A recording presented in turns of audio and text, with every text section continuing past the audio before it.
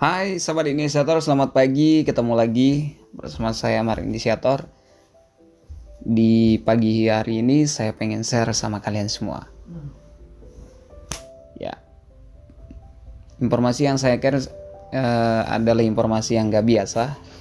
Dan saya yakin mungkin di antara kalian ada ya semacam keluhan di pagi hari karena tadi malam mungkin gak bisa tidur ya. Tidurnya kurang nyenyak atau cemasnya sangat tinggi dan sebagainya. Dan ini yang dirasakan oleh teman-teman yang mempunyai keluhan yang namanya asam lambung, GERD, bahkan anxiety ya.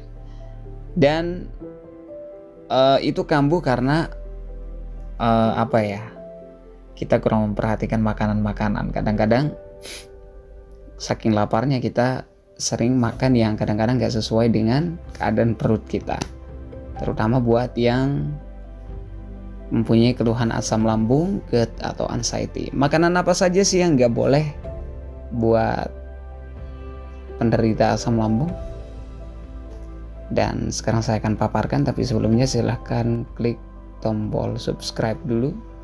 Jangan lupa nyalakan lonceng notifikasinya dan klik like-nya, share ke teman-teman Anda biar juga tahu informasi yang saya bakalan kasih ini.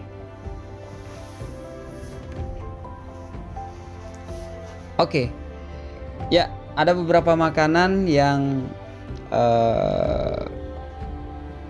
sebenarnya bukan gak dibolehkan banget sih, tapi harus Anda kurangi banget ya. Harus Anda kurangi banget karena gimana pun juga bisa ngebayang gak sih kalau misalnya kita lagi aktivitas tiba-tiba kambuh, jadi aktivitasnya nggak maksimal ya, lagi ngumpul sama teman-teman ya, pas itu juga kambuh, mau tidur ya jam 11 malam bangun, nanti jam 1 malam bangun lagi ya. Pokoknya tidurnya nggak bakalan nyenyak gitu ya. Itu mungkin karena faktor ada beberapa makanan yang kalian konsumsi itu kurang tepat ya. Nah, makanan apa saja? Itu ada beberapa makanan. Yang pertama yang harus kamu hindari, baik itu makanan maupun minuman. Yang pertama saya bahas makanan dulu, yaitu adalah pertama ketan ya. Nah, ketan itu buat yang mengidap asam lambung ini kalau bisa jangan dulu deh.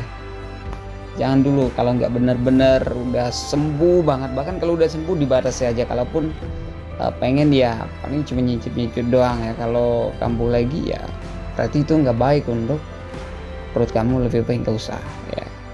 Karena apa ya? Ketan itu kan sifatnya kenyal-kenyal nih, lengket gitu ya. Kalau kita makan itu sangat lama sekali di proses oleh lambung kita ya. Nah, itu adalah makanan yang pertama. Makanan yang kedua adalah makanan yang berminyak-minyak seperti gorengan gitu atau junk food ya. Ini kudu harus kamu hindari karena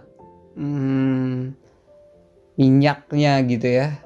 Itu kamu rasakan deh. Kalau kamu pernah makan gorengan pasti perut kamu panas kan. Nah, itu harus kamu hindari. Nanti ujung-ujungnya asam lambung kamu naik, kemudian dadamu terasa panas, perutmu pokoknya terasa nggak nyaman ya. Itu karena gorengan ini, apalagi kita kalau beli goreng-gorengan di luar ya, kita nggak tahu kalau minyaknya udah dipakai goreng berapa kali dan sebagainya ya. Itu yang memicu asam lambungmu itu menjadi berlebih ya. Oke, kemudian makanan yang ketiga ya, memang sih kalau makanan yang ketiga ini semua orang kayaknya senang, tapi tidak cocok banget buat yang mengidap asam lambung ya, coklat. Nah, ayo, siapa yang sudah pernah makan coklat? Kalau sudah mengidap asam lambung, perutnya kayak gimana? Ya, coklat ini cenderung membuat asam lambung ya menjadi naik. Ya, saya juga pernah merasakan itu ya.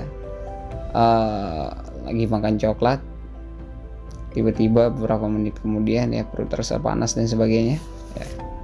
Dan ya pada hari itu saya berpikir, wah ini nggak baguslah buat asam lambung. Dan saya cari juga referensi di beberapa di media internet, ternyata coklat juga nggak cocok ya buat asam lambung.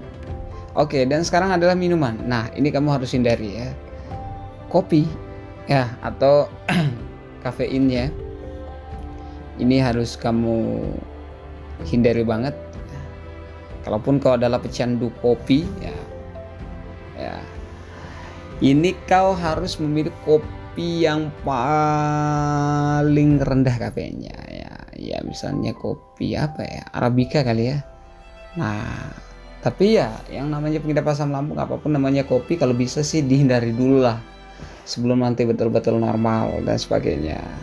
Oke, kemudian minuman yang lain itu yang bersoda ya, itu harus kamu hindari juga ya.